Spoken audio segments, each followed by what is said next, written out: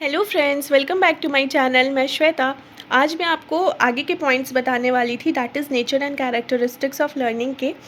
तो स्टार्ट करने से पहले अगर आपको मेरे पढ़ाने का तरीका और मेरे नोट्स ईजी लगते हैं तो मेरे चैनल को लाइक, सब्सक्राइब और शेयर करना ना भूलें। Thank you. तो चलिए स्टार्ट करते हैं। फोर्थ पॉइंट क्या है इसका? Learning involves reconstruction of experience. Whatever we have learn from our past experience help us in our future task. However, according to time, some modification will always happen in our learning process. That is why the process of learning is often referred to as a process of continuous reconstruction of experience.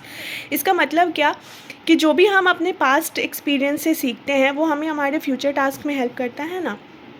लेकिन time के साथ क्या होता है, उसमें कुछ modification होता है जिससे हम हमेशा कुछ नया सीखते हैं। ठीक है, तो ये क्या होता है, हम हमेशा जो होता है ना, लर्निंग हमारा एक्सपीरियंस के रिकंस्ट्रक्शन, मतलब लर्निंग क्या होता है, हमारा जो भी एक्सपीरियंस होता है उसको हम रिकंस्ट्रक्ट करते रहते हैं, कुछ मॉडिफाई करके कुछ नया सीखते रहते हैं। ठीक है, तो ये फोर्थ पॉइंट। नेक्स्ट पॉइंट है, learning is the product of activity and environment. The basic condition of the emergence of any learning essentially lies in one's active response to the stimuli received from one's environment. ठीक है, तो example क्या हुआ? If in classroom when the child is not willing to learn और respond to whatever the teacher is teaching, then he will not be able to learn, but if the another child will listen to the teacher, then he will learn a lot. Therefore, the key to success is any teaching learning process always lies in active response of the learners to the stimuli. तो ये क्या हो गया कि जब भी हमें teacher पढ़ाती हैं तो अगर कोई बच्चा एक्टिव नहीं है तो वो क्या सीखेगा? नहीं सीखेगा। और यही अगर कोई बच्चा वो टीचर को सुन रहा है तो वो बहुत कुछ सीख सकता है। ठीक है, तो जो सक्सेस होता है टीचिंग लर्निंग प्रोसेस में तो हमेशा एक्टिव रिस्पॉन्स में लाई करता है। ठीक है, अब नेक्स्ट पॉइंट है, learning does not necessarily imply improve. Learning is often considered as a process of improvement with practice or training.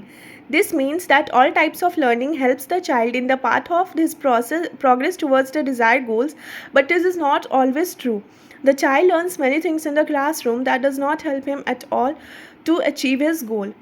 ठीक है, तो इसका क्या मतलब है, बस आप इतना छोटा सा एग्जाम्पल से समझ लो कि बहुत सारी चीज़ें हम ऐसे सीखते हैं ना क्लास में जो ज़रूरी नहीं कि हमारे गोल तक हमें ले जाने में हेल्प करे, है ना।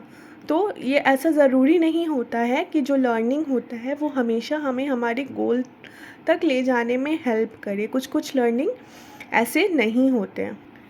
फिर है, learning does not necessarily imply the development in right direction. The child can adapt the learning habits in both positive and negative aspect. There is no guarantee that the individual will always pick up good knowledge, desirable habit, interest and attitude. तो ऐसा ज़रूरी नहीं है कि जो कुछ भी बच्चा सीखे या हम सीखे वो हमें राइट डायरेक्शन में ही ले जाए।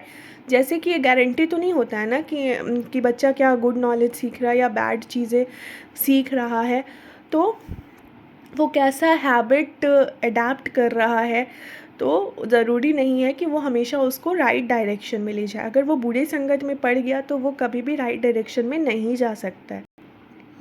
फिर है, learning helps in bringing desired changes in behaviour.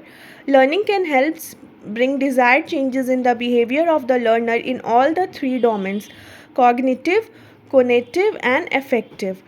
ठीक है, तो लर्निंग क्या होता है कि हमेशा जो होता है ना डिज़ायर्ड चेंज बिहेवियर में लाता है। वो कॉग्निटिव भी हो सकता है, इफ़ेक्टिव भी हो सकता है, इमोशनल भी हो सकता है। ठीक है, इतना समझ आ गया।